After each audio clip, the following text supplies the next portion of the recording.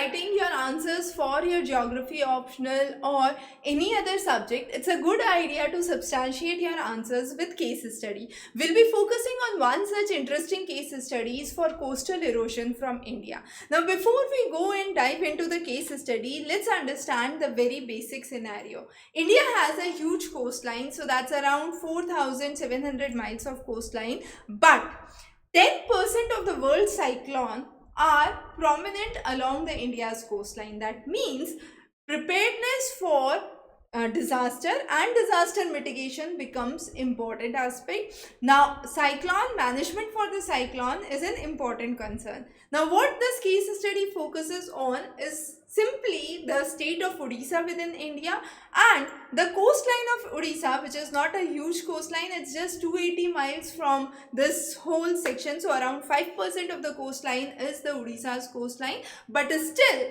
28% of the erosion of the coastal area is seen in the regions of Odisha. Again, one of the important statistics that we can point out here is given by United States Food and Agricultural Organization, and that says that nearly 833 million hectares of land which was previously used for agricultural purposes is now affected by salt. Also, this proportion of land which is being affected by salinization is increasing at a rate of 10% on an yearly basis. That means a lot of salt ingression is seen along the coastal areas. So there can be two possible ways we can rule this out. Either we have to demarcate the boundaries properly so that salt ingression does not take place.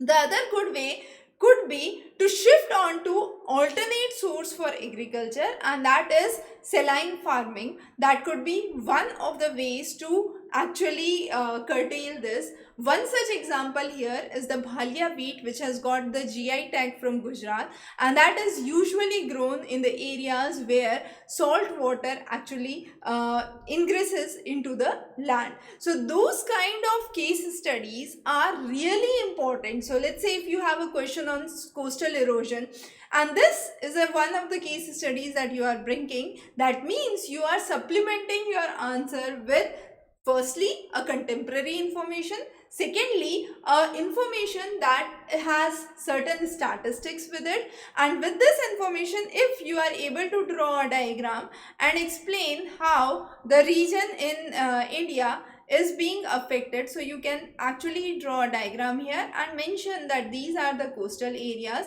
and we are specifically talking about this section which is being affected by salinity. So these kind of things can be actually taken into account while you are writing your answers, and definitely across the postal course that we have here, you have the complete coverage for the basic content. On top of that, you have to supplement this information, and answer writing can be done on a regular basis. The tests are evaluated regularly. For more information, follow the links below. Thanks for joining in.